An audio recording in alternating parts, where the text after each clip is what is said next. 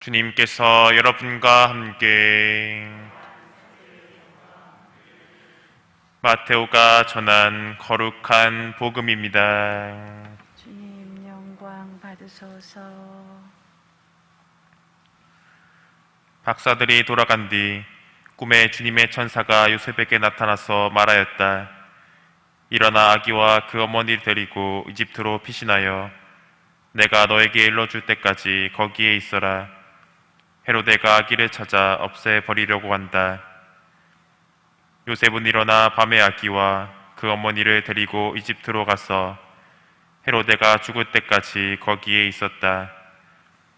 주님께서 예언자를 통하여 내가 내 아들을 이집트에서 불러내었다 하신 말씀이 이루어지려고 그리 된 것이다. 그때 헤로데는 박사들에게 속은 것을 알고 크게 화를 내었다. 그리고 사람들을 보내어 박사들에게서 정확히 알아낸 시간을 기준으로 베들레헴과 근원 일대에 사는 2살 이하의 사내 아이들을 모조리 죽여버렸다. 그리하여 예레미야 예언자를 통하여 하신 말씀이 이루어졌다. 라마에서 소리가 들린다. 울음소리와 알끓는 통곡소리. 라헬이 자식들을 잃고 온다. 자식들이 없으니 위로도 마다한다. 주님의 말씀입니다. 그리스도님 찬미합니다.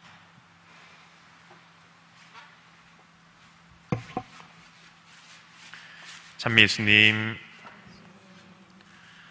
오늘은 죄 없는 아기 순교자들 축일입니다.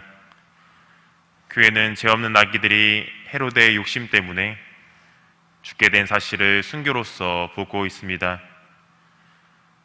또한 참 빛이신 예수님께 대한 어둠의 저항을 드러내는 사건이기도 합니다. 죄 없이 죽게 된 아기들의 부모는 날벼락 같은 일이 벌어진 것에 대해 통곡하고 있습니다. 아마 나의 금쪽 같은 아기가 죽을 수밖에 없던 이유를 알아차렸을 때 그 분노는 예수님을 향했을 것입니다.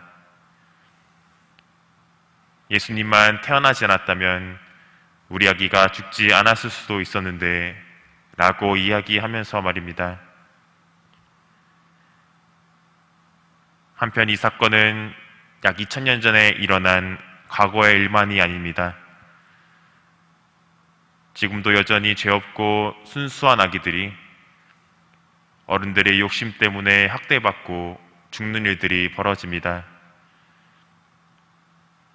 이런 일들을 접할 때마다 이 독서에 곧 하느님은 빛이시며 그분께는 어둠이 전혀 없다는 것입니다 라는 말씀이 참으로 야속하게 다가옵니다. 하지만 헤로데 때의 아기들의 순교, 또한 오늘날의 죄 없는 아기들이 받는 학대와 죽음은 그저 아무런 의미 없는 사건들이 아닙니다. 먼저 우리 어른들이 얼마나 이기적이고 욕심만을 차린 채 살고 있는지를 깨닫게 해줍니다. 겉으로는 예의 바르고 배려한다고 살아간다고는 하지만 정작 필요한 순간에, 중요한 순간에는 나의 욕심만을 차린다는 것을 깨닫게 해줍니다. 그리고 누군가를 위해 희생할 수 없다고 여겨지는 이들도 희생할 수 있다는 사실을 알게 해줍니다.